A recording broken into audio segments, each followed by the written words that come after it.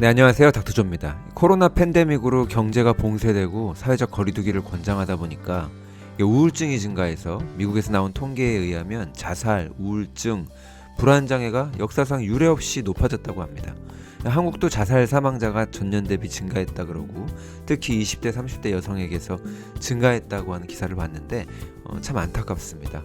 코로나 팬데믹이 빨리 끝났으면 좋겠습니다. 우리가 코로나만 무서워할 게 아니라 락다운이랑 봉쇄령에 의한 재난 때문에 직장을 잃고 사업이 문을 닫아서 가정폭력이나 우울증, 자살 이런 피해를 입은 분들한테도 코로나 사망자들을 안타까워하는 것만큼 똑같은 연민을 느꼈으면 좋겠어요. 자, 오늘은 우울증이랑 음식의 상관관계에 대해서 특히 우울증을 증가시키는 음식에 대한 이야기입니다. 거꾸로 우리 심리 상태가 우리가 골라 먹는 음식에 영향을 주기도 해요. 이거 사람들이 잘 생각을 못하고 간과하는 부분인데 스트레스를 받으면 당이랑 탄수화물을 더 필요로 하기 때문에 단계 땡기게 됩니다. 그 이유는 세로토닌이랑 도파민 수치를 올려야 되는데 세로토닌이랑 도파민이 기분을 좀 나아지게 만드는 호르몬이고 신경 전달 물질이다 보니까 특히 여성분들 생리기간에 맞춰서 이런 현상이 더 두드러지죠. 음식 땡기는 게 많고 훨씬 많이 먹고 그래요, 평소보다. 피를 흘려야 되니까 고기를 먹어야 돼 막 이러면서 어쨌든 크레이빙이 생깁니다. 그런데 반대로 내가 먹는 음식이 내 기분이나 내 스트레스를 좌지우지하기도 해요. 이 먹은 음식 때문에 스트레스가 올라간단 말이에요. 그래서 오늘 말씀드리는 음식들은 경계해야 될 음식들이죠. 몸에 영양이나 에너지를 고갈시키고 부정적인 생각이 더 들게 만들고 심지어 우울증의 원인이 되는 그런 음식들. 그러니까 우리가 식단을 조금만 신경을 써서 피해야 할 음식을 피하는 것만으로도 기분이 훨씬 나아질 수 있다. 우울증을 피해갈 수도 있다. 그런 내용입니다. 첫 번째가 설탕이에요.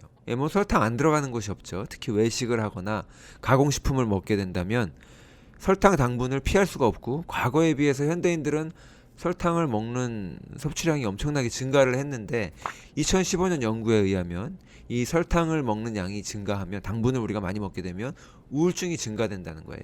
우울증이랑 당뇨랑 연관이 있고 우울증이랑 치매가 연관이 있습니다. 설탕 당분을 많이 먹으면 당뇨는 알겠는데 치매는 왜?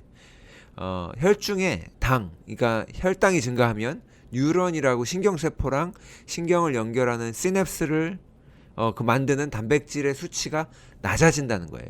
그러니까 당분을 과도하게 우리가 섭취를 하게 되면 뇌의 활동 능력이 떨어지게 되고 뇌신경 활동 능력이 떨어지니까 당뇨뿐만 아니라 우울증이 증가하는 거고 치매로도 이어질 수 있는 거죠.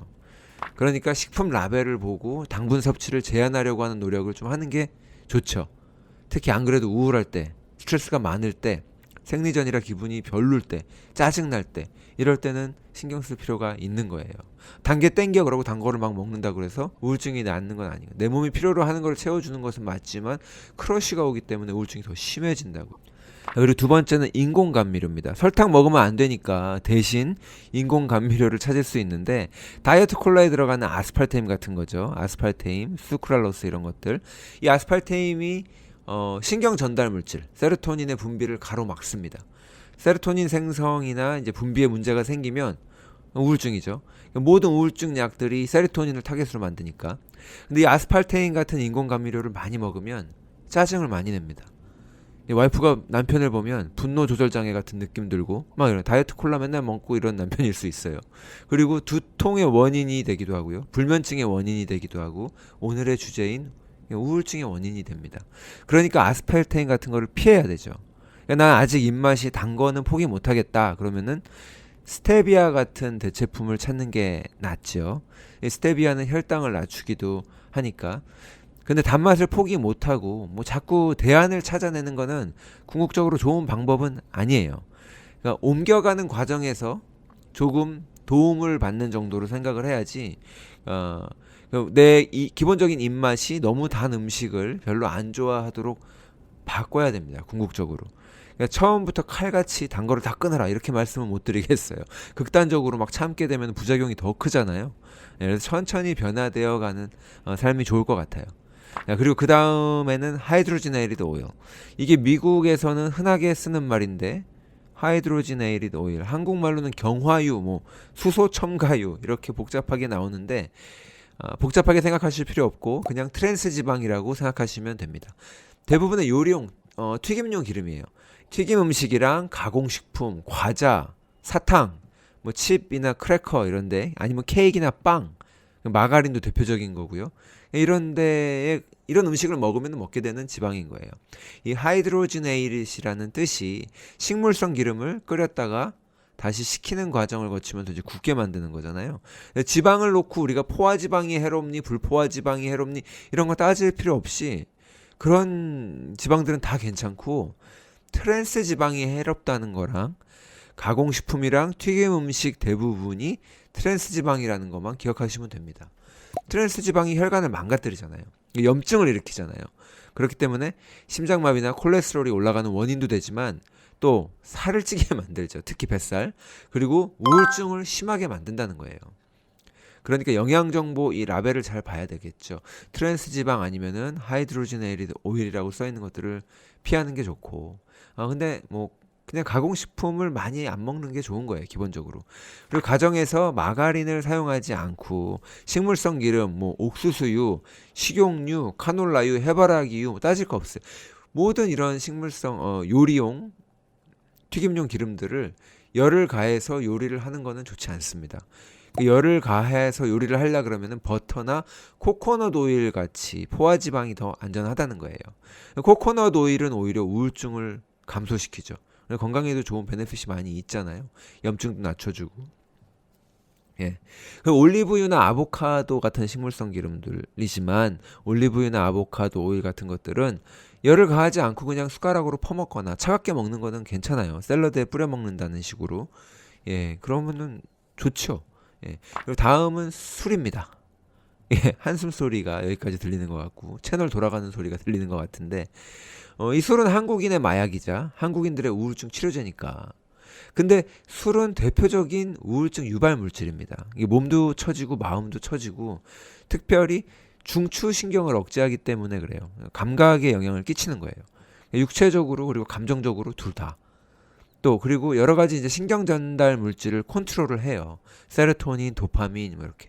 그러니까 이거는 해결책이랄 게 따로 없고 우울할 때는 술 마시지 말아야 돼요. 술은 좋은 자리에서 기쁠 때 파티할 때 기분 좋게 몇 잔 마시면 되는 거지. 기분 나쁘고 우울할 때 술 마시는 게 버릇이 되면 간도 상하고 몸도 버리지만 우울증으로 가는 지름길이죠. 그리고 특히 이미 우울증 약을 먹고 있을 때 절대 술 마시면 안 되죠. 이 둘을 섞었을 때 대표적인 부작용이 자살 충동이란 말이에요.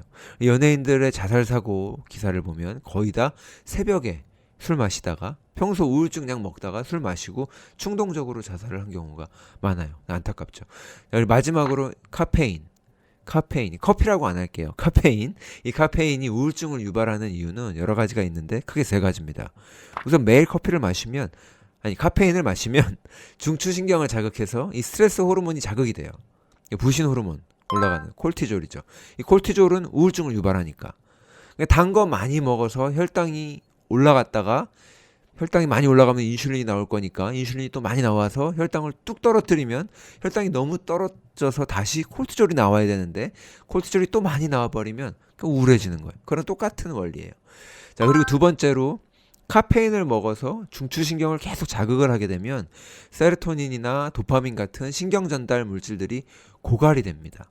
이게 차분하고 평온해야 되는데 이 카페인 먹고 막 헤비메탈 음악 같은 그 느낌의 온몸 상태를 유지하게 되면 뇌와 몸을 막 쓰는 거예요. 그만큼 신경 전달 물질들을 막 써버릴 거 아니에요. 그러니까 고갈이 되겠죠. 얘들이 부족해지면 우울한 건 당연한 거고. 예, 그렇습니다. 그리고 세 번째로 이 카페인을 오후에 먹으면 수면을 방해해봤죠. 잠을 못 잔단 말이에요. 불면증까지 아니어도 편안하게 숙면을 못 취합니다. 그리고 오후에만 커피 안 마시면 되지 이렇게 생각하실 수 있는데 이게 사람에 따라서 예민하면 오전 10시에 오전 9시에 마신 커피 때문에 밤에 잠자는데 방해가 되기도 해요. 그리고 또 오후에 커피 대신에 녹차를 마셨는데 그것도 예민하면 밤에 잠자는데 수면에 방해가 됩니다. 잠이 부족하면 우리 몸이 어떻게 돼요? 몸의 회복이나 치유가 안 되잖아요. 이게 어디가 뭐 찢어지거나 부러진 거 아니더라도 우리 몸은 맨날 회복할 게 되게 많거든요. 팔굽혀펴기를 좀 해서 이게 근육이 당겨도 그것도 회복해야 될 대상인 거예요. 근데 그런 게 회복이 안 되니까 피로 부상이라고 생기는 거예요. 특별히 별로 한 것도 없는데 인대나 뭐 건이 찢어져 가지고 오십견이다, 뭐 무릎이 아프다 이런 거 있잖아요. 허리가 아픈데 디스크인가 이런 부상들.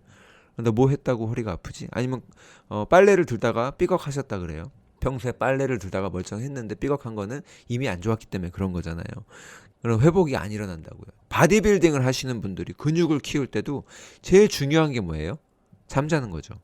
그러니까 애기들도 커야 되니까 하루 종일 잠자는 거고, 그러니까 잠이 그렇게 중요한데 카페인 때문에 수면을 방해받게 되면 피로가 누적됩니다. 육체적으로도 그렇고 정신적으로 감정적으로도 그래요. 우울증으로 이어질 수 있다는 거예요. 사실 커피보다 더 위험한 건 에너지 드링크에 들어있는 카페인이죠. 심한 것들은 커피에 비해서 한 10배도 넘게 카페인이 많이 들어있으니까, 거기다가 아까 말한 설탕, 당분, 또 인공감미료 이런 것들도 엄청 많이 들어있고. 자, 그렇습니다. 오늘 한 5가지 정도 알아봤는데, 오늘 알아본 음식들은 우리가 별로 생각하지 않고 늘 먹던 음식들이긴 한데, 이 뇌의 호르몬이랑 신경 전달 물질을 방해해서 우리의 만족감이나 행복감, 이런 감정에 영향을 주고 심하면 우울증까지 이어질 수 있다는 거예요. 그럼 뭐 먹고 살아? 이제 이런 부정적인 생각을 더 심하게 만들고요.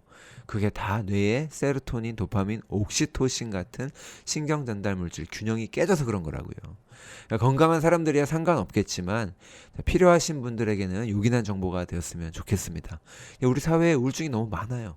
한국, 뭐 미국 가리지 않고 현대인들은 많이 고달픕니다. 다음 시간에는 거꾸로 이 우울증을 없애는 데 도움이 되는 음식들을 한번 짚어볼게요. 감사합니다.